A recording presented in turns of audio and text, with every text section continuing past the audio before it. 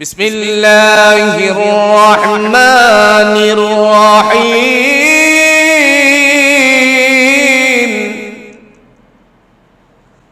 আল্লাযী খালাকাল মাউতা ওয়াল হায়াতা লিয়াবলুয়াকুম আইয়ুকুম আহসানু আমালা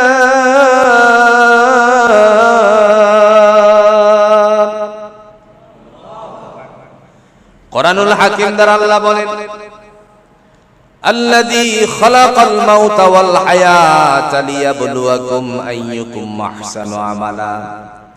বান্দারে তোমাকে মরণ দিলাম আর তোমার জন্য হায়াত দিলাম, জিন্দা করলাম, আবার তোমারই আমি মৃত্যু দিব। জীবিত করার পরে তোমারে আমি যখন মৃত্যু দান করব, এই দুইটা কেন দিলাম রে বান্দা দুনিয়ার জমিনে? এর পিছনে কারণ একটাই, আমলের দিক থেকে কে আমার কাছে বেশি উত্তীর্ণ হতে পারো, এই কারণে আমি দুনিয়াকে পরীক্ষার হল বানাইয়া দিছি।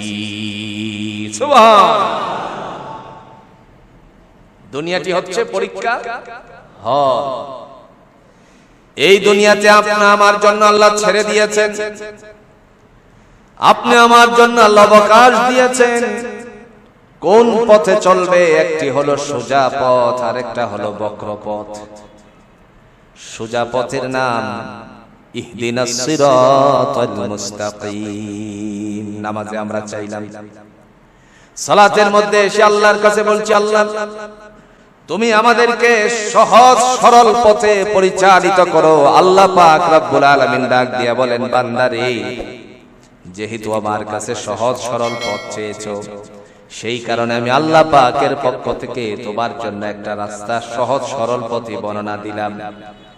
সেই সহজ সরল পথে যারা চলবে, আমি আল্লাহ পাকের পক্ষ থেকে এই আকাশ এবং জমিনের মধ্যে বান্দা যখন ঘোরাফেরা করে মিডল পয়েন্টে, জমিনের উপরে আকাশের নিচে ঘোরাফেরা করে, আমি আল্লাহ পাক সন্তুষ্ট হয়ে বান্দার জিন্দেগির গুনাহগুলো মাফ করে দিলাম।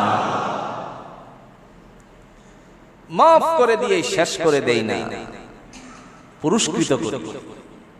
কি দিবেন? পুরস্কার দিবেন। কে বলেছেন? আল্লাহ পাক। সূরাটার নাম হচ্ছে সূরাতুল ইমরান, আয়াত নাম্বার 133। আল্লাহ পাক বলেন, ওয়াসারিউ ইলা মাগফিরাতিন মির রাব্বিকুম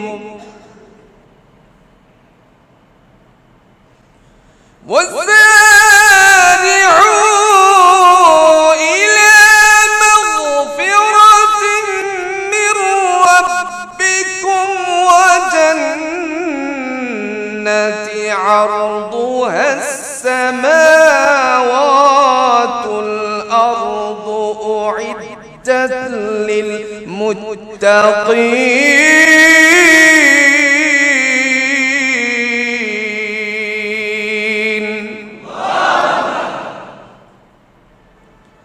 কোরআনুল হাকিম দ্বারা আল্লাহ পাক বলেন, তোমরা তোমাদের পালনকর্তার ক্ষমা এবং জান্নাতের দিকে ছুটে যাও।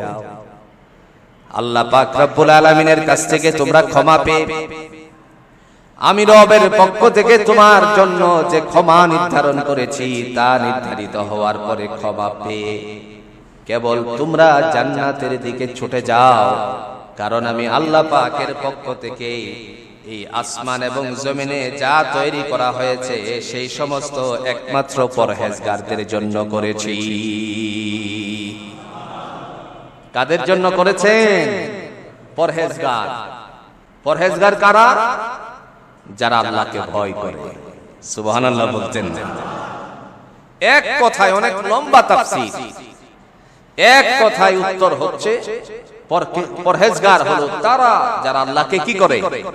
ভয় করে। যারা আল্লাহকে ভয় করে সে কখনো অন্যায় করতে পারে না। আজকালে আমরা সমাজের দৃশ্যপট যখন দেখি, দৃশ্যগুলো আমাদের চোখের সামনে ভাসমান যখন হয়ে যায়, সকল জায়গাগুলোর মধ্যে ধরা পড়া চলতেছে। একটু ধারণা দিলে বুঝবেন। আজকে যদি কর্মজীবনের দিকে তাকাই তাহলে দেখা যায় সকল জায়গাগুলোর মধ্যে ধরাশয়ী আস্তে আস্তে করে মাত্রা বাড়তেছে। যেমন মনে করেন মানুষ যখন অসুস্থ হয়, হয় কি হয় না? অসুস্থ হওয়ার পরে জীবনটা বাঁচবে কিনা সেই সন্দেহান নিয়ে যখন হসপিটালে যায়, ডাক্তারের কাছে গেল, ডাক্তারদের ভূমিকা হলো বান্দাকে রোগীর সেবা দেওয়া, তাকে রোগাক্রান্ত থেকে মুক্তির জন্য প্রাণান্তর চেষ্টা করা, বাকি আল্লাহর ইচ্ছা। কিন্তু দেখা গেল হসপিটালে ভর্তি হওয়ার শুরু থেকে, এমনও বাংলাদেশে ক্লিনিক আছে, হসপিটাল আছে, ভর্তি হওয়ার শুরু থেকে নিয়ে যেই গাড়ি নিয়ে টেনে নিয়ে যায়, এর থেকে শুরু করে শেষ পর্যন্ত বকশিশ আর বকশিশ আছে না নাই? আপনাদের চোখে মনে হয় ধরা পড়ে। রোগী নিয়ে গেল, এখন তো মরা ব্যক্তি নিয়ে বকশিশের কাজ শুরু হয়ে গেছে। জীবদ্দশায় যা কষ্ট করেছে, মরণের পরেও তার উপরে জুলুম হচ্ছে। বিশ্বাস না হলে আপনারা আজমপুর গোরস্থানে যান, গিয়ে জিজ্ঞেস করে দেখুন। তাও যদি আপনাদের ওখানে যেতে কষ্ট হয়, ইউটিউব চার্জ দিয়ে দেখুন। সন্তান মারা গেছে 15 মাস পর্যন্ত বা 1.5 বছর পর্যন্ত, আপনার বকশিশ দিলে পরে কবরস্থানটা ঠিক থাকে। যদি বকশিশ না দেওয়া হয়, মাসে এমনকি দেখতে গিয়েও 500 টাকা করে দিয়ে আসছে, এরকম নজির আছে। দেখতে গিয়ে বা মাসে 500 টাকা করে দিল, 1.5 বছর পর্যন্ত দিয়ে গেল শুধু কবরটাকে ঠিক রাখার জন্য। এখন বলেন, আমার প্রশ্ন এখানে এটা না, আমার প্রশ্ন হচ্ছে কবরস্থ করার পরে ঠিক থাকলো কি থাকলো না সেটা আমার জানা আপনার জানা প্রয়োজন নেই। কারণ জান্নাতুল বাকির মধ্যে আমরা লক্ষ্য করেছি, জান্নাতুল বাকি মদিনাতুল মুনাওয়ারার শ্রেষ্ঠতম কবরস্থান। সেখানে যে কবর দেওয়া হয়, কিছুদিন পরে এই কাঠটা সরিয়ে আরেকটা কবর এখানে দেওয়া হয়। কিন্তু এর মানে আল্লাহর কাছে যে লিপিবদ্ধ নাই তা তো না। জনগণের খাতা থেকে উঠে যেতে পারে, কিন্তু আল্লাহর খাতার মধ্যে কিতাবুম মারকুম, আল্লাহর খাতার মধ্যে তা লিপিবদ্ধ আছে। কথা বলেন ঠিক কিনা? হসপিটালে গেলে যাওয়ার পর টেস্টের প্রয়োজন, অপ্রয়োজনীয় টেস্ট। কথা কোন আছে কিনা? অপ্রয়োজনীয় টেস্ট শুরু হয়। কারণ হসপিটাল কর্তৃপক্ষ যে ডাক্তারকে রেখেছেন, সাপ্তাহিক ডাক্তার আছে কিনা বলেন, সপ্তাহে 1 দিন আসবে, 2 দিন আসবে, উনি এমন টেস্ট দেওয়া শুরু করলো, কারণ তার এখান থেকে ভাগ আছে। টেস্ট দিতে পারলেই এখান থেকে ভাগ বসাবে। তো এই অবস্থায় যখন গেল, এখন তাকাইয়া দেখতে শুরু করলো, তাকিয়ে আর আপনার রইলো, দরজাটা তো খোলা আছে। রিপ্রেজেন্টেটিভের লোকেরা যারা আছে, আপনারা কেউ থাকলে মাইন্ড করবেন, যারা আছে তাদেরকে ডাক্তার মহোদয় তিনি দেখেন, কারণ ওনাদের কাছ থেকে তো একটা ভাগ বাটোয়ারা নিয়েছেন। কেউ ফ্রিজ দিয়েছে, কেউ এটা দিয়েছে, কেউ সেটা দিয়েছে, কেউ এলইডি দিয়েছে, নানা কিছু দিয়েছে। এখন তার ওষুধটা যদি না লেখে, তাহলে সে তো তাকে দায়বদ্ধতার খাতারে দাঁড় করাবে। সেই কারণে এখন ডাক্তার সাহেব আস্তে করে তাকালেন রিপ্রেজেন্টেটিভের লোকেরা কি আছে, কোন কোম্পানির লোক আছে। একটি পর্যায়ে এরকমও দেখা দেয়, সে যখন বেরিয়ে যায় দেখবেন এখন আলহামদুলিল্লাহ অনেকটা কমছে। আগে প্রেসক্রিপশন নিয়ে টানাটানি শুরু হয়ে যেত। কথা বলেন ঠিক কিনা? এখন প্রেসক্রিপশনটাকে ক্লিক করে একটা ছবি উঠিয়ে নেয়। উদ্দেশ্য কি? তারপরে দেখা যায় দুর্নীতির খাতা কোন জায়গায় আছে। রিপ্রেজেন্টেটিভের ভাইদের কাছে অনেকগুলো প্যাড দেওয়া থাকে কোম্পানির পক্ষ থেকে, সেই প্যাডগুলো ডাক্তারদের কাছে নিয়ে দিবে স্লিপ করার জন্য। কিন্তু কখনো কখনো আমরা লক্ষ্য করেছি, লাইব্রেরিগুলোর মধ্যে গেলে পরে মনে করেন এরকম কলম খাতাও তারা বিক্রি করে ফায়দা লুটে। আছে না নাই? কিতাবুম মারকুম, আল্লাহর খাতায় লিপিবদ্ধ হচ্ছে কাকে কোন কাজে ব্যবহার করা হচ্ছে। আল্লাহ রাব্বুল আলামিন ডেকে বলেন, বান্দারে দুনিয়ার জমিনে তুমি এতটুকু করলা, মনে করো না শেষ হয়ে গেল। আমরা তো মনে করি কাজ করলাম তো শেষ হয়ে গেল। আসলে গোপনে যা কাজ করা হয় শেষ হয় না। সমস্ত কাজগুলো জুড়ে বলুন তো আল্লাহর কাছে আছে কিনা। এরপরে আল্লাহ পাক রব্বুল আলামিন তিনি ডাক দিয়ে বলছেন, বান্দারে তোমাকে যে ক্ষমা করে দেওয়ার পর যে পথে তোমাকে হাঁটানো হলো, যাওয়ার জন্য নির্দেশনা প্রকাশ করা হয়েছিল, আমি আল্লাহ পাক রব্বুল আলামিন তোমাকে সে জান্নাতে পৌঁছিয়ে দিব। দেওয়ার পর বান্দার কাছ থেকে আল্লাহ পাক রব্বুল আলামিন কিছু কথা নেন। অন্তরে দুঃখ আছে কিনা, অন্তরের মধ্যে শান্তি আছে কিনা, সে সম্পর্কে আল্লাহ জানতে চান। وَنَزَعْنَا مَا فِي صُدُورِهِم مِّنْ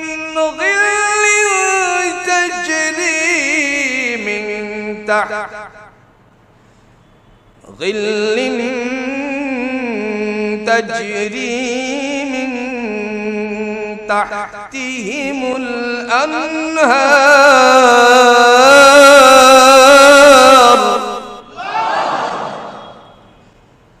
وقالوا الحمد لله الذي هدانا لهذا وما كنا لنهتدي لولا أن هدانا الله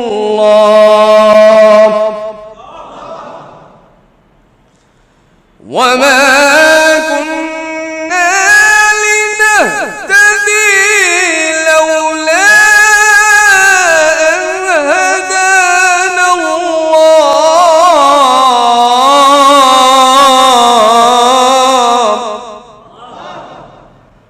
لقد جاءت رسل ربنا بالحق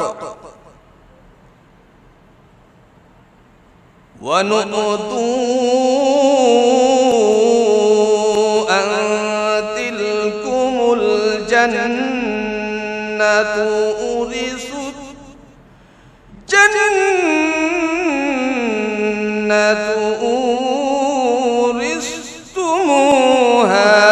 بما كنتم تعملون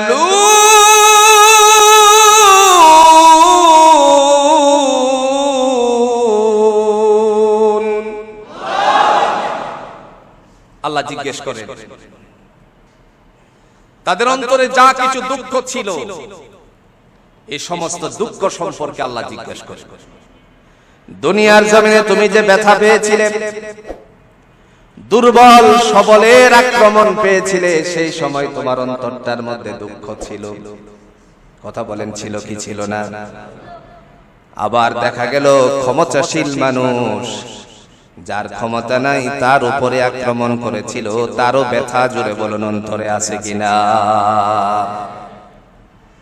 রব্বে করিম তিনি ডাক দিয়া বলেন, বান্দারে দুনিয়ার জমিনে তোমার অন্তরে যে সমস্ত দুঃখ ছিল আমি তা বের করে দেব। দুনিয়ার সমস্ত দুঃখ আজ আর থাকবে না। আজকে আমার জান্নাতে এসেছো, আমি আল্লাহ তোমার দুঃখ দূর করে দিয়ে জান্নাতের বাসিন্দা শান্তি আর শান্তি দান করে দিলাম। তাদেরকে আদেশ দেওয়া হবে, তলদেশ দিয়ে নির্জরণী প্রবাহিত হবে, জান্নাতের তলদেশ দিয়ে, জান্নাতের তলদেশ দিয়ে একটি ঝর্ণা দ্বারা প্রবাহমান যখন হয়ে যাবে, বান্দাকে আল্লাহ পাক রব্বুল আলামিন দেখে বলবেন, বান্দারে তুমি যে এটা পেলাম, তোমার মনের মধ্যে কোনো কথা আছে কিনা? সেই সময় তারা বলবে আল্লাহর শুকর। কিসের শুকর? বান্দা বলবে ক্বালুল হামদুলিল্লাহ। সবচেয়ে বড় বিষয় হলো দয়াময় আল্লাহর শুকরিয়া আদায় করবে আর বলবে আল্লাহর শুকর, যিনি আমাদেরকে দুনিয়ার জমিনে, আল্লাহ পাক বলবেন তোমার মনের কিছু কথা বলো, তিনি বলবেন আমার রবের প্রতি আমি শুকরিয়া জ্ঞাপন করছি, আল্লাহর শুকর আদায় করে বলবে দুনিয়ার জমিনে তুমি আমাকে কষ্ট, কিছু কষ্টের কারণে যা কষ্ট দিয়েছো, মানে দারিদ্রতা ছিল আমি কষ্ট পেয়েছি, অহংকারীদের অহংকারের কারণে আমি কষ্ট পেয়েছি, বিভিন্ন জায়গায় আমি দুর্ভিক্ষের মধ্যে ছিলাম, সমস্যায় পতিত ছিলাম। আল্লাহ পাক রব্বুল আলামিনকে ডেকে বলবেন, আল্লাহ এখন সব দূর হয়ে গেছে, আমাকে তুমি জান্নাতের বাসিন্দা বানিয়ে দিয়েছো, সুতরাং তুমি হলা সবচেয়ে ক্ষমাশীল। জোরে বলুন তো, আল্লাহর চেয়ে অধিক ক্ষমাকারী আর কেউ আছে নাকি?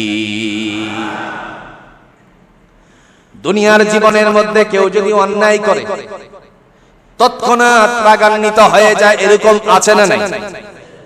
বিবিও যদি কখনো কখনো এই কাজ করবেন না, বিবিও কখনো কখনো যদি স্বামীর কাছে ভুল করে, করতেই পারে, কিন্তু স্বামী রাগান্বিত করে তারে মুখের মধ্যে একটা আঘাত করে দেয়, এরকম পাবলিক আছে না নাই? থাপ্পড় মারে। রাসূল নিষেধ করেছেন, খবরদার, সংসার জীবনে নানা ধরনের জটিলতা আসতে পারে, কিন্তু তারে মুখের মধ্যে মারার তোমাকে অধিকার দেই নেই, মারা যাবে না। কথা বলেন ঠিক কিনা? নাকি মারবেন? মারবেন। মানুষের রাগ বেশিক্ষণ থাকে না, যদি কিছুক্ষণ যায় তখন আস্তে আস্তে করে থেমে যায়। রাসূল বলছেন, রাগ যদি তোমার না থামে তাহলে বসে যে। সুবহানাল্লাহ বলতেন না? কি চমৎকার রাসূলের রীতিনীতি।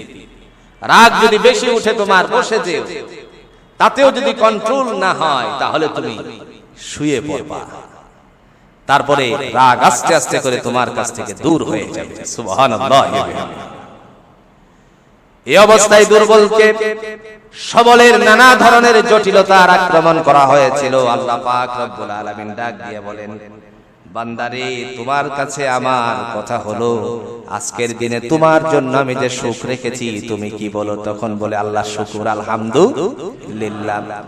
এই অবস্থানে থাকতে থাকতে এরপরে ডাক দিয়া বলেন, কি করে তুমি আমার কাছে এই শুকরিয়াটা আদায় করলে? তুমি কিভাবে জানতে কাজ করলে পরে জান্নাত দান করা হবে? বান্দা চিৎকার মেরে বলবে, আল্লাহ আমাদের কাছে সত্য নবী পাঠিয়েছিলে, যিনি আমাদের কাছে গিয়ে সত্য কথাগুলো তুলে ধরেছিল, আর আমরা সমস্ত কথাগুলো শুনে শুনে বিশ্বাস স্থাপন করে আমরা সকলে মিলে তোমার হুকুমের তাবেদারি হয়ে গিয়েছিলাম।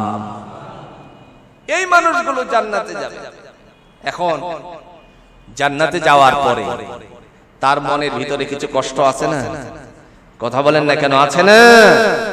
যারা তিরস্কার করত সেই মানুষগুলো জাহান্নামী হয়ে যাবে, জান্নাতীরা কাছে দিয়ে যখন যাবে আজকের বদলা নিবে। সুবহানাল্লাহ বলতেন না? বদলাটা কি? তাদেরকে ডাক দিয়ে বলবে, ওয়ানাদা আসহাবুল জান্নাতি আসহাবান নার,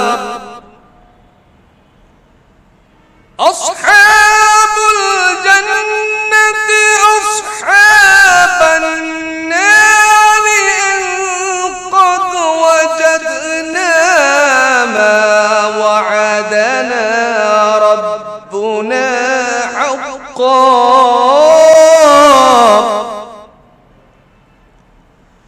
ما وعدنا ربنا حقا فهل وجدتم ما وعد ربكم حقا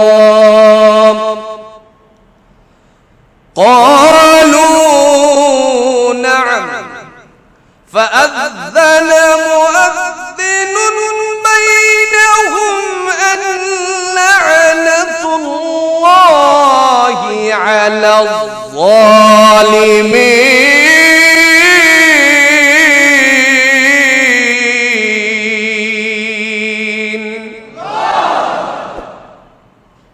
জান্নাতীরা জান্নাতে যাওয়ার সময় তাদেরকে ডাক দিয়ে বলবে, ওয়ানাদা আসহাবুল জান্নাতি আসহাবুন নার, জাহান্নামীদেরকে ডেকে বলবে, হে জাহান্নামীরা।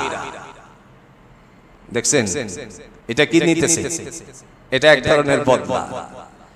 ডাক দিয়ে বলবেন, দুনিয়ার জমিনে তোমাদেরকে আল্লাহ কোরআন দিয়েছিলেন, দিক নির্দেশনা দিয়েছিলেন, নবী পাঠিয়েছিলেন, রাসূলের হাদিসগুলো সামনে ছিল, দুনিয়ার সব কাজ করতে পারলি কিন্তু রাসূলের কথাগুলো তুই সময় পেলি না পড়তে, আল্লাহর কোরআনকে একটু সময় পেলে না পড়তি। দুনিয়ার কোন কাজ করলে পরে বেশি লাভবান হওয়া যায় আমরা একে অপরকে জিজ্ঞেস করি, কিন্তু মনের জল্পনাটা কোন জায়গায় আমরা ধরা পড়ে যাব। নিজেরা আল্লাহর দিকে অগ্রসর হওয়ার জন্য সহজ পন্থা কি একজন আরেকজনকে কোনোদিনও জিজ্ঞেস করতে রাজি হয়নি, এরকম পাবলিকও আছে না নাই? আমি যদি প্রশ্ন করি, ভাই আপনি যে সালাত আদায় করেন, নামাজ পড়ছেন কত বছর? একজন বলতে পারে 40 বছর, আরেকজন যদি জিজ্ঞেস করি আরেকজনকে বললে পরে কয় বছর, তিনি বলতে পারে 20 বছর, 10 বছর, 15 বছর সময়ের ব্যবধান।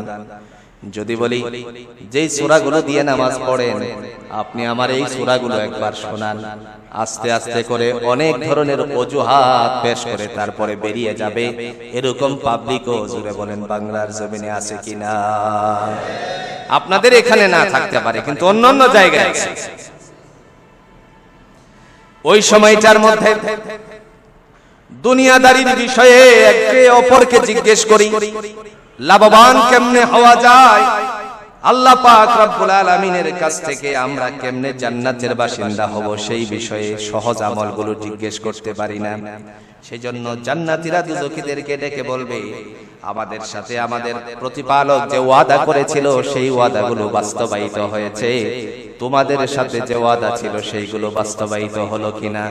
তারা ডাক দিয়ে বলবে, ক্বালু নাআম, অবশ্যই বাস্তবায়িত হয়েছে।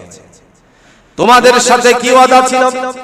আল্লাহর বান্দা ডেকে বলবে, দুনিয়ার জমিনে আল্লাহকে ভয় করলে পরে জান্নাত দিবে, আল্লাহর হুকুমের তাবেদারি হলে পরে আল্লাহ জান্নাত দান করবেন, দুর্নীতি না করলে পরে আল্লাহ জান্নাত দিবে। আবার জন্য খাতা একটা লিপিবদ্ধ আছে, কিতাবুম মারকুম। আজকে হলো দ্বিতীয় পাঠ, কিতাবুম মারকুম। আল্লাহ পাক বলেন তোমার জন্য খাতা লিপিবদ্ধ আছে, সেই খাতার সম্পর্কে আবার তারে জিজ্ঞেস করা হলো ওয়াদা ছিল বাস্তবায়িত হয়েছে কিনা? সে উত্তরে বলবে ক্বালু নাআম, অবশ্যই বাস্তবায়িত হয়েছে।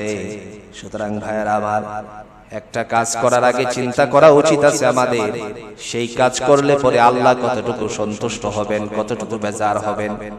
যদি আল্লাহ সন্তুষ্ট না হয় এই কাজটা থেকে দূরে আসুন। যদি এই কাজটা ভালো না হয়, এই কাজটা যদি আপনার ভালো না হয়, তাহলে এখান থেকে ফেরত আসুন। কয়েক জায়গায় পিছনের দিকে কাজ হয়। আপনি যখন ধান রোপণ করবেন, জোরে বলুন তো, সামনের দিকে যাওয়ার কোনো সুযোগ আছে নাকি? কথা বলেন না কেন? সুযোগ আছে নাকি? না, সামনে যাওয়ার সুযোগ নেই। জমিনের এক মাথা থেকে শুরু হলো, নিচের দিকে পিছনের দিকে আসতে হবে। আপনারা বলতে পারেন যে আমরা তো কৃষি কাজ করি না, তাহলে আসেন, বিল্ডিং এর কাজ করেছেন তো, দেখেছেন তো, নিজেরা করিয়েছেন তো। এখন আপনি যদি বিল্ডিং এর কাজ করেন, প্লাস্টারিং শুরু হয়েছে, নিচের থেকে শুরু হবে না উপর থেকে? কথা বুঝাতে পারি? প্লাস্টারিং এর কাজ শুরু হয় নিচের থেকে না উপর থেকে? উপর থেকে। সেন্টারিং এর মাধ্যমে উপর থেকে শুরু করে তারপর নিচে আসে। আল্লাহ পাক রব্বুল আলামিনের পক্ষ থেকে বান্দার জন্য ঘোষণা দেওয়া হবে, তুমি কি তোমার সত্য ওয়াদা পেয়েছো কিনা? সে বলবে হ্যাঁ। দুনিয়াতে তোমার জন্য আল্লাহ কি বলে নাই, সামনের দিকে যেও না, এই কাজটা মন্দ, কিন্তু তুমি ওই কাজটার দিকে গিয়েছো। যখন তোমার জন্য বলা হলো পিছনের দিকে যাও, তখন তুমি যাওনি। বান্দারে, অন্যায় কাজগুলো পরিহার করে যারা পিছনে হাঁটে, আল্লাহ বলেন আমি তাদের জন্য জান্নাতের ওয়াদা দান করলাম। এরপরে একজন মুয়াজ্জিন, মুয়াজ্জিন কাকে বলা হয়? যে আওয়াজ দেয়। যে কি দেয়? আওয়াজ দেয়। ফাআযানা মুয়াজ্জিনুন, একজন আওয়াজকারী আওয়াজ দিবে। সেই আওয়াজটা কি? আল্লাহ পাক রব্বুল আলামিন উভয়ের মাঝখানে সেই আওয়াজটা প্রকাশিত করে দিবে।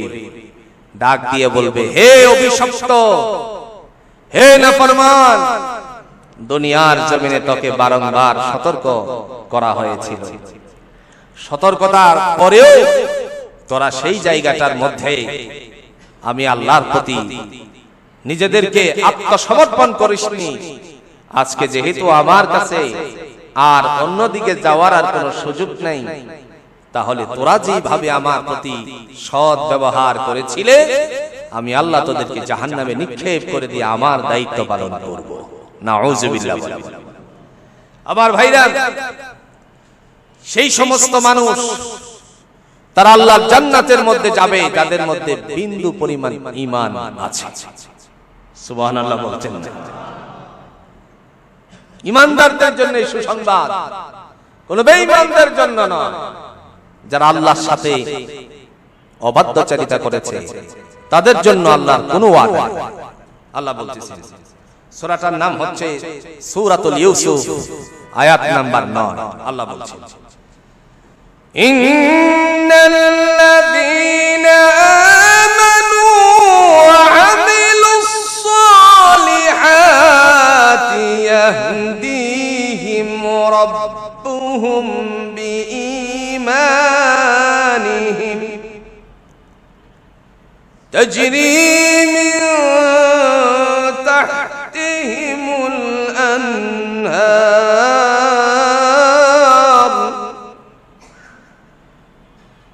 تجري من تحتهم الأنهار في جنة النعيم।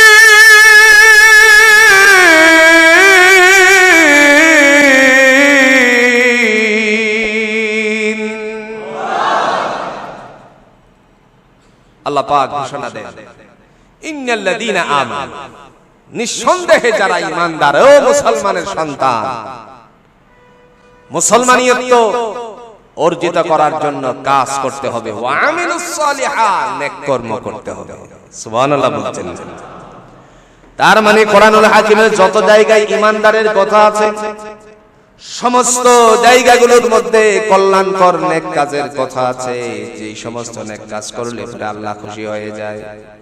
আজকে বহির্বিশ্বের দিকে তাকালে পরে মুসলমানদের বহু রীতিনীতি ভিন্ন ধর্মী মানুষের মাঝে বিদ্যমান পাওয়া যায়, কিন্তু মুসলমানের মধ্যে অনেক সময় পাওয়া যায় না।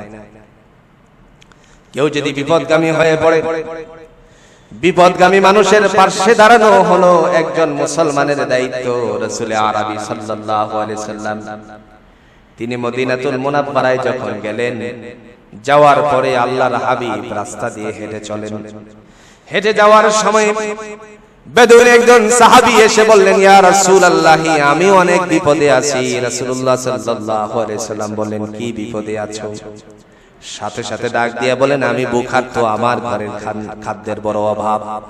নবীজি সাল্লাল্লাহু আলাইহি ওয়াসাল্লাম হযরত ওসমান গনি রাদিয়াল্লাহু তাআলা আনহুকে ডাক দিয়ে বলেন, হে ওসমান, সম্পত্তি আমার আল্লাহ তোমাকে যথেষ্ট পরিমাণের দান করেছেন।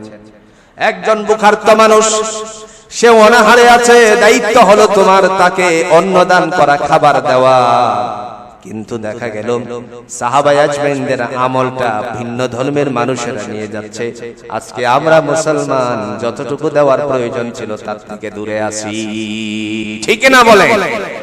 আপনার কাছে এসে একজন ভুখার্ত যদি খাবার চায়, খাবার, তাহলে আপনি আমার জন্য দায়িত্ব হচ্ছে যতটুকু আছে তার জন্য কমপক্ষে তৃষ্ণা মিটানো হলে পানি দেওয়া, কমপক্ষে আপনার অল্প একটা রুটি হলে তাকে দিয়ে উদার একটা ভাব তার কাছ থেকে নিবারণ করা। আজকে যদি মক্কি মদিনা আরবি দেশগুলোর দিকে তাকান, হাজী সাহেব হজ করতে যাওয়ার সময় তার পকেটে অবশ্যই টাকা পয়সা নিয়ে যায়, কোনো কমতি নেই না। কিন্তু যখন সালাতের দিকে যায়, মিনা মুজদালিফা আরাফার দিকে যখন যায়, অথবা নামাজের দিকে যায়, কার্যক্রম শেষ করার পরে তার দিকে মানুষেরা হাত প্রসারিত করে দেয়। কেউ পানি দিচ্ছে, কেউ আবার খাবার খাদ্য তুলে দিচ্ছে, কেউ বিরিয়ানির প্যাকেট বাড়িয়ে দিচ্ছে, কেউ রুটি দিচ্ছে, কেউ খাজুর দিচ্ছে, ছোট্ট বাচ্চাকে বাবা শিক্ষা দিচ্ছে। আজকে আমরা কোন জায়গায় আছি একবার নীতিটাকে দেখেন, আদর্শটা দেখেন। প্রত্যেকের গার্ডিয়ানদের উচিত এই আদর্শগুলো সন্তানকে দান করা। একজন বাবা তার সন্তানকে দুই জায়গায় দুটি সন্তানকে দাঁড় করিয়ে রাখলো, একজনের হাতে খাজুরের একটি কার্টন দিয়ে আরেকজনের হাতে আপনার একটি পানি, যেই পানিটা নিচে রাখা আছে, একটা একটা করে পানির বোতল হাজী সাহেবরা চলে যাচ্ছে আর ডাক দিয়ে বলছে ওয়াল্লাহি লা হাজ্জি তাআল। যখন তারা কাছে যায় তারপরে একটা একটা করে খাজুর দেয় আর বলে পানি দিয়ে বলে আক্কেল আক্কেল তোরা খা। এর পিছনে কারণ হলো রাসূল আরবি সাল্লাল্লাহু আলাইহি সাল্লাম বলছেন, বুখার তোকে যখন কেউ খাবার দেয় মেহমানদারি করে আমার আল্লাহ তার প্রতি সন্তুষ্ট হয়ে যায়। শুধু বুখার তোই নয়, আইয়ুল ইসলামি খায়রুন, ইসলামের মধ্যে দুইটা কাজ আছে উত্তম। কয়টা কাজ? দুইটা কাজ হলো উত্তম। এক হচ্ছে পরস্পরকে খাবার দেওয়া, এবার যতটুকু পারেন ততটুকুই দেন। দ্বিতীয়ত হচ্ছে রদ্দুস সালাম, একজন আরেকজনের সাথে সাক্ষাৎ হওয়ার পরে সালাম প্রদান করা। আর আমরা কি করি? সর্বনাশ, তারে দেখলে পরে তেলে বেগুনে ভাজতে শুরু করি। কিসের আবার সালাম? ওর দ্বারা আমি অনেক ক্ষতিগ্রস্ত হয়েছি। ও ভাই, রাসূল আপনাকে সুজা করতে চান, রাসূলের হাদিস দ্বারা সুজা করা হচ্ছে, আল্লাহর কোরআন আপনাকে সুজা করতে চাচ্ছে। আপনি সুজা হয়ে চলাটাই হলো শ্রেয়। দুনিয়ার জিন্দেগি শেষ হয়ে যাচ্ছে দেখতে দেখতে, পরকালীন জিন্দেগি যখন আমাদের শুরু হয়ে যাবে সেই জায়গাটার মধ্যে আমরা একবারেই বিপদগামী হয়ে যাব। কথা বলেন ঠিক কিনা? আল্লাহ রাব্বুল আলামিন কোরআনুল হাকিম দ্বারা এই জন্য বলেন, হে ঈমানদারেরা, বিশ্বাস স্থাপন করার পরে তোমাদের দায়িত্ব বসে থাকা নয়, ওয়া আমিলুস সালিহাত, নেক কর্মগুলো করা, কল্যাণকর কাজ করা। আজান হয়ে গেলে পরে আজানের সাথে সাথে তোমার আল্লাহর হুকুমের তাবেদারি করা। কথা বলেন আছে কিনা? যখন ইসলামের বিধান আসে সম্পত্তিওয়ালাদের উপর যাকাত দিতে হবে, এই সময় যাকাত আদায় করাটার নামই হলো ঈমানি চেতনা, আল্লাহর হুকুমের তাবেদারি করা। যখন কাহার উপর রোজা ফরজ হয়ে যায়, করিবুল বালিগ কিংবা রোজা আদায় করার জন্য আল্লাহর নির্দেশনা এসে গেছে, সেই সময়টার মধ্যে সে রোজাগুলো পালন করবে, এটাই হলো আল্লাহর বিধান। সুতরাং ওই সময় সেই কাজগুলো আদায় করবে। আল্লাহ পাক রব্বুল আলামিন ডেকে বলেন, হে ঈমানদার, কল্যাণকর কাজের মধ্যে তোমার যখন আমালে সালিহা নেক কর্মগুলো করবা, জেনে রাখো রে তোমার জন্য আমার আল্লাহর পক্ষ থেকে ইয়াহদি, আল্লাহ পাক রব্বুল আলামিন ডাক দিয়ে বলেন, আমি তোমার জন্য হেদায়েত দান করে দিব। হেদায়েত এমনিতেই আসে না ভাই, যে মুখ দিয়ে বললেই আমি হেদায়েত প্রাপ্ত হয়ে গেছি এই কথা বলার কোনো সুযোগ নাই। এমনিতে হেদায়েত আসে না। হেদায়েত আসবে হচ্ছে বান্দা যখন ঈমানকে মজবুত করবে, আমলে সালিহা দ্বারা যখন ঈমানকে পরিপূর্ণ করবে, আল্লাহ বলেন তার জন্যই আমি হেদায়েত দান করি। এরপরে আল্লাহ বলতেছেন, জেনে রাখো বান্দা, তোমার জন্য আমি নির্ধারিত করে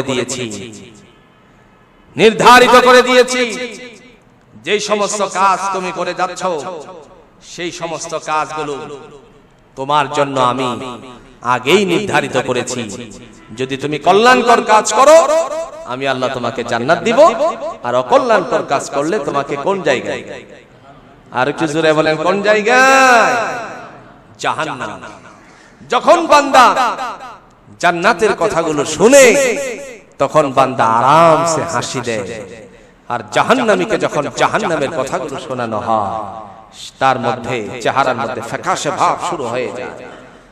নবী আলাইহিস সালাতু ওয়াস সালাম তিনি যখন সাহাবীদের মাঝে ইসলামের কথাগুলো বলছিলেন, সেই সময় একদল সাহাবীরা, রাসূলের সাহাবারা, তারা হাস্যোজ্জ্বল অবস্থায় বলতে লাগলো, ইয়া রাসূলুল্লাহ, জান্নাত কত সুন্দর। সুবহানাল্লাহ বলতেন, জান্নাত কত সুন্দর। বিশ্বনবী সাল্লাল্লাহু আলাইহি ওয়াসাল্লাম সে জান্নাতের বর্ণনা দিলেন, যে জান্নাতের সুন্দরের কোনো কমতি, যারা বলেন কমতি নাই। গত জুমায় বলেছিলাম যে বান্দা দাঁড়িয়ে যাবে, বান্দা একটু দাঁড়িয়ে যাবে, তার পিছন দিক থেকে একটা ধাক্কা দেওয়া হবে, আরো সামনে যাও, গিয়ে দেখো তোমার জন্য আল্লাহ জান্নাতটা আরো সহজ করে সুন্দর করে সাজিয়ে রেখেছেন। তারপর একটু সামনে যায়, সামনে যাওয়ার পরে আবার তার জন্য যখন একটা সুন্দর বাগান দেখানো হয়, তখন সেই মানুষটা আবার দাঁড়িয়ে যাবে, দাঁড়িয়ে গিয়ে বলবে, ও আল্লাহর ফেরেশতা একটু দাঁড়াও না, একটু সুযোগ দাও না আমাকে দেখি, এত সুন্দর করে আমার আল্লাহ সাজাইছেন। এই সময় বলবে আরেকটু সামনে যাও, ধাক্কা দিয়ে বলবে আরেকটু সামনে যাও, হাঁকিয়ে বলবে আরেকটু সামনে যাও, গিয়ে দেখো এর চেয়ে আরো সুন্দর জান্নাত আল্লাহ তোমার জন্য রাখছেন, এর চেয়ে আরো সাজানো বাগান তোমার জন্য রেখেছেন। আরো সামনে, সামনে যাওয়ার পর জান্নাতের দরজার কাছে গেলে, দরওয়াজার কাছে যাওয়ার পর এবার আল্লাহ পাক রব্বুল আলামিন ডেকে বলেন, দুনিয়ার জমিনে আমার জন্য কষ্ট করেছিলে, রাতের আধারে অন্ধকারে মসজিদে যেতে হবে, দূরে মসজিদ, কিংবা রাতের অন্ধকারে তুমি আমার সামনে দাঁড়ানোর জন্য কিয়ামুল লাইল করেছিলে। এই সময়টার মধ্যে শীতের রাত ছিল, ঠান্ডা পানি ছিল, এই ঠান্ডা পানি যেটা হচ্ছে দীর্ঘ সময় পর্যন্ত টাঙ্কিতে আপনার আবদ্ধ ছিল, এখন তুমি এটা দিয়ে ওযু করেছিলে, চেহারা ধৌত করেছিলে, হাত তোমার ধৌত করেছিলে, তোমার মাথা মাসাহ করেছিলে, পায়ের টাকনু ধৌত করেছিলে। সেই সময়ে তোমার গুনাহগুলো আস্তে আস্তে করে আমি আল্লাহ ঝরাতে শুরু করেছিলাম, আর তোমার যেই সমস্ত গুনাহগুলো ঝরে গেছে, সেই গুনাহ ঝরে যাওয়ার পর আমি আল্লাহ আজকের জন্য তোমাকে ফিটিং রেখেছিলাম, তুমি আসবে আর আমি তোমাকে জান্নাতে পৌঁছায় দেব। প্রিয় ভাইরা আমার, দুনিয়াবি কাজ করা, আমি বলেছিলাম দুনিয়াবি কাজ করা অনেক কঠিন। সারাদিন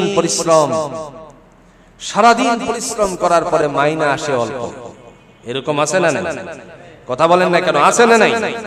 সারাদিন পরিশ্রম করার পরে মাইনা আসে অল্প, কিন্তু আপনি সারাদিন আখিরাতের পরিশ্রম করা লাগবে না। সময়ে সময়ে আল্লাহর সামনে হাজিরা দিতে পারলে, সাহাবী এসে বললেন, ইয়া রাসূলুল্লাহ, আমার এমন একটা কাজ দেন। আপনি আমার মতো একজন বেদুইন সাহাবী এসে বললেন, ইয়া রাসূলুল্লাহ, আপনি আমাকে এমন একটা কাজ দেন যে কাজের দ্বারা আমি জান্নাত পেতে পারি। রাসূল সাল্লাল্লাহু আলাইহি ওয়াসাল্লাম তাকে একটা কাজ দিলেন, সেই কাজ হচ্ছে খামসু সালাওয়াতিল মাররা, 5 ওয়াক্ত নামাজ তুমি ঠিকমতো আদায় করবে। সুবহানাল্লাহ বলতেন। কয় ওয়াক্ত? 5 ওয়াক্ত। সাহাবী মনে মনে চিন্তা করলেন, এটা কোনো কাজ হলো?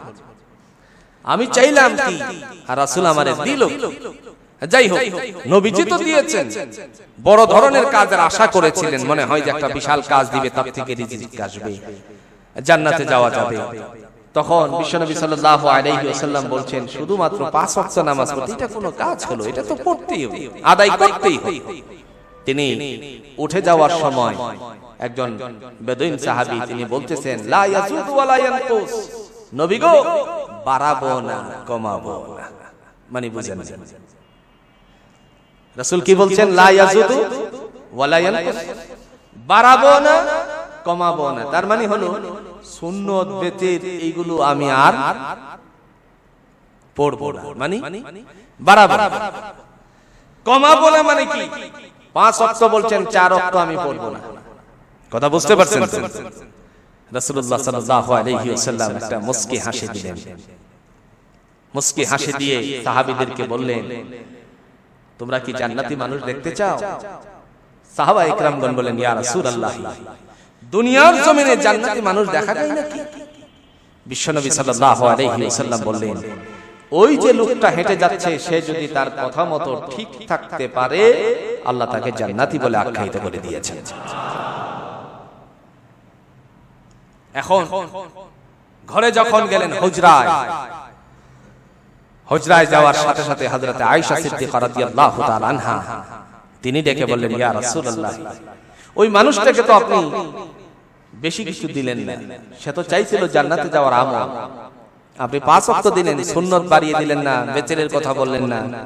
রাসূলুল্লাহ সাল্লাল্লাহু আলাইহি ওয়াসাল্লাম বললেন, ও আয়েশা, যখন সে নামাজের মজা পাবে, নামাজের যখন স্বাদ পাবে, 5 ওয়াক্ত পড়তে পড়তে তার মধ্যে যখন একটা স্বাদ তৈরি হবে, একটা ইন্টারেস্ট তৈরি হবে, সেই মানুষটা নিজ থেকেই বাড়িয়ে বাড়িয়ে আল্লাহর ইবাদত করবে।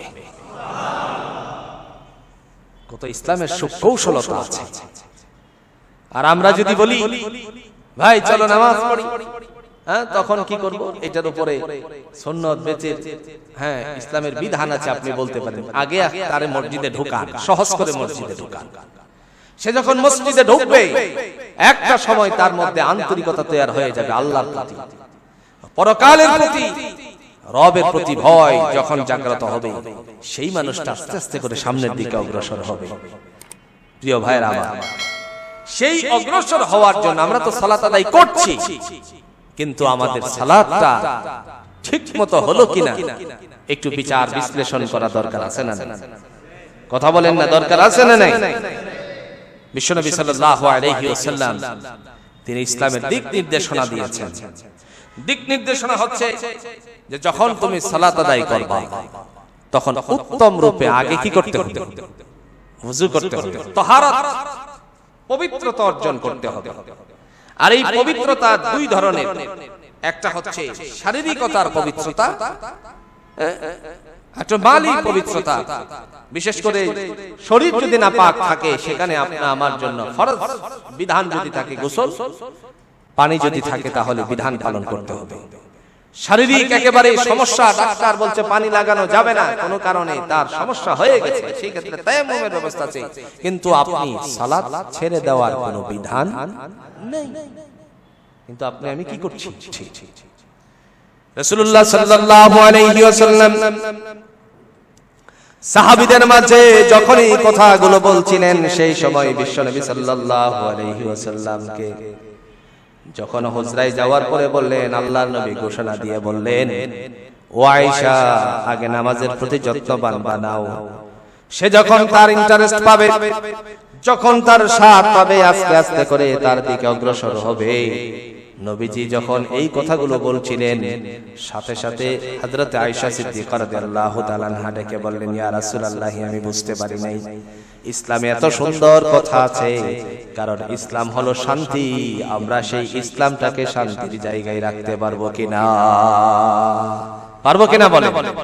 ইসলাম হচ্ছে শান্তির ধর্ম, শান্তি। আর দ্বীন ইসলাম, মুসলমানদের ধর্মটা হচ্ছে আসান, দ্বীন হচ্ছে আসান। আমরা নিজেরা তাকে কঠিন করার চেষ্টা করি, নিজেরা কঠিন করি। যেরকম একটু উদাহরণ দিলে বুঝবেন, এক শ্রেণীর মানুষ দেখবেন মসজিদে যাওয়ার পর যখন সালাত আদায় করতেছে, আল্লাহু আকবার বান্দে কথা কথাকে বাঁধে কিনা? আল্লাহু আকবার হয়ে কোন জায়গায় বাঁধে? মানে আমি যেভাবে দেখাইছি মনে করেন এইভাবে সঠিকটা না, মানে সে বুকের মধ্যে বাঁধে। এখন আরেক শ্রেণী আমরা যদি দেখি, তখন তারে মসজিদ থেকে বের করে দেওয়ার চেষ্টা করি। এরকম পাবলিক আছে না? না, এরকম করা যাবে না। আপনি যদি মাযহাবের ইমামদের দিক লক্ষ্য করেন, হযরত ইমামে শাফিঈ রাহিমাহুল্লাহ তাআলা আনহুর মাযহাবের অনুকূলে, সে যদি ইমাম শাফিঈ রাহমাতুল্লাহ আলাইহির মাযহাব মানে আলহামদুলিল্লাহ। ইমামে আহনাফ তিনি বলছেন আমরা যেটা করি সেটা হচ্ছে বুকের অর্থাৎ নাভিতে, নাভির নিচে কি করি? হাত বাঁধি। হ্যাঁ, এটা বলার সুযোগ নাই যে যারা নাভির নিচে হাত বাঁধছেন আপনাদের নামাজ হয় না, আপনাদের সালাত হয় না, এটা বলার কোনো সুযোগ নেই। দেখেন ইসলাম কত সুন্দর করেছে। আরেক শ্রেণীর মানুষ, আপনারা যদি কখনো আরব আমিরাতে যান দেখে আসবেন, আপনার পাশে দাঁড়িয়ে সালাত আদায় করবে, আল্লাহু আকবার বলে হাত ছেড়ে দিয়ে একদম সুদা সৈনিকের মতন দাঁড়ায় আছে। এখন আপনি তারে বের করে দিতে পারবেন? হায় হায়, হে কি নামাজ পড়ে নাকি তামসা করতে আসছে, খেলা করতে আসছে? আপনি দেখবেন এই সমস্ত মানুষ আছে না, তাকেও বের করে দেওয়ার সুযোগ নেই। রাসূল আরবি সাল্লাল্লাহু আলাইহি সাল্লামের আরেকটা হাদিসের উপর সে আমল করছে। সেই সময়টার মধ্যে বিশ্বনবী সাল্লাল্লাহু আলাইহি ওয়াসাল্লামের হাদিসটার উপরে যে আমল করছে, এই কথাটা নিয়েছেন ইমাম মালিক রাহমাতুল্লাহি আলাইহি। আপনারা বলুন তো, মাযহাবের চার ইমামের একজন আছে কিনা মালিক? একটু জোরে বলেন, আছে কিনা? এখন আপনি আমি যদি একটাকেই আমল করি আর ওইটাকে যদি মনে করি যে না এটা তো নতুন আসছে, না নতুন না, ব্যবহার বিধি পরে হয়েছে, কিন্তু কাজটা কি আগে। বলার উদ্দেশ্য হচ্ছে আমরা ইসলামকে মানবো, দ্বীন মানবো, সালাত আদায় করব। কার জন্য? একটু জোরে বলেন, কার জন্য? যে যেভাবে আদায় করছে আগে তাকে মসজিদ মুখী করো, আগে তারে মসজিদে ঢোকাও। যখন মসজিদের ভিতরে প্রবেশ করবে, মসজিদের ভিতরে প্রবেশ করার পর সে মানুষটা যখন আল্লাহর ভয় জাগ্রত হবে, সেই মানুষ সব সময় আল্লাহর দিকে রুজু হবে। যারা আল্লাহর দিকে রুজু হবে তাদের জন্য আল্লাহ জান্নাতের দরজা খুলে দিয়েছেন। সারা বছর নেক আমল করেছে, সারা বছর নেক আমল করেছে, কিন্তু ঈমান নিয়ে যেতে পারবে না, এরকম মানুষের তালিকা অনেক বেশি, অনেক বেশি। সারা বছর নেক আমল করতে পারে নাই, কিন্তু মৃত্যুর কিছুদিন আগে এমন কিছু নেক আমল শুরু করেছে, আল্লাহ তার প্রতি সন্তুষ্ট হয়ে ইস্তেগফার করছে। আল্লাহ আপনি, আমি জানি না, রাতের বেলায় আল্লাহর কাছে বলছিস, আল্লাহ আমি অন্যায় করেছি, অপরাধ করেছি, তুমি যদি আমারে মাফ না করো, আল্লাহ কেউ মাফ করনে ওয়ালা নাই। আল্লাহ কি নিয়ে তোমার সামনে হাজির হব? আমি তো অপরাধী, তোমার দফতরে কোন জায়গায় যেন আমার ধরা পড়ার অপরাধ গুলো আছে, তুমি ছাড়া আর কেউ জানো না। আল্লাহ আমারে তুমি ক্ষমা করে দাও। আল্লাহ পাক তার উপর সন্তুষ্ট হয়ে ক্ষমা করে দিলে আমরা আল্লাহকে কোনো মিছিল দিয়ে আটকানোর কোনো সুযোগ আছে? ভাই কথা বলেন না কেন? সুযোগ আছে? কোন সুযোগ নেই। সেজন্য আল্লাহ সন্তুষ্ট হয়ে গেলে তাকে ক্ষমা করে দিতে পারেন। মিশকাতের একটি অধ্যায় আছে, হাদিসের একটি অধ্যায় আছে, বাবুত তাকদীর, তাকদীর সংক্রান্ত বিষয়ে। রাসূল এই হাদিসগুলো এখানে তাকদীর সম্পর্কে সংক্রান্ত বিষয়ে এই অধ্যায়ের মধ্যে বর্ণনা করেছেন। সারা বছর নেক আমল করলো, মৃত্যুর আগে সে বেঈমান হয়ে মারা গেল। সারা বছর সে ভালো কাজ করে নাই, মৃত্যুর আগে সে ভালো কাজ করে ঈমানদার হয়ে মারা গেল। সাহাবায়ে কেরামগণ বলছেন, ইয়া রাসূলুল্লাহ, তাহলে এত আমল করার, কষ্ট করার দরকারটা কি? রাসূলুল্লাহ সাল্লাল্লাহু আলাইহি ওয়াসাল্লাম বলছেন, তুমি কি জানো তোমার মৃত্যুর সময় ঈমান নিয়ে যেতে পারবে? বললেন না। তুমি কি এই কথা জানো তোমার মৃত্যুর সময় তুমি বেঈমান হয়ে মারা যাবে? বললেন তাও না। যদি না জানো, ওয়া তাওয়াক্কালু আলাল্লাহিল মুমিনিন, কোরআনের একটি আয়াতের দিক নির্দেশনা দিয়ে বললেন, ওয়া তাওয়াক্কালু আলাল্লাহিল মুমিনিন, মুমিনের ভরসা হলো একমাত্র আল্লাহর উপর ভরসা করে কাজ চালিয়ে যাওয়া। আর একটু আস্তে কোন সুবহানাল্লাহ। তাহলে আমরা মুমিনের কাজটা করতে রাজি আছি নাকি বলেন? আমাদের ভরসা হবে আল্লাহর উপরে। আল্লাহ আমরা দুর্বল, তুমি হলে সবল, পৃথিবীর সমস্ত শক্তি তোমার কাছে, আর আমরা যা করছি সব হলো এমনিতেই ভুয়াবাজি, আমাদের কোনো শক্তি নাই। যা দেখছেন শক্তিশালী, সব শক্তিশালীরা শেষ হয়ে যাবে, নিঃশেষ হয়ে যাবে। কত শক্তিশালী ছিল আপনার ফেরাউন কি টিকতে পারছে? কত শক্তিশালী ছিল হামান, কারুন, সব শেষ। আপনি আমি যতটুকু শক্তি দেখাই সব শেষ হয়ে যাবে, নিঃশেষ হয়ে যাবে।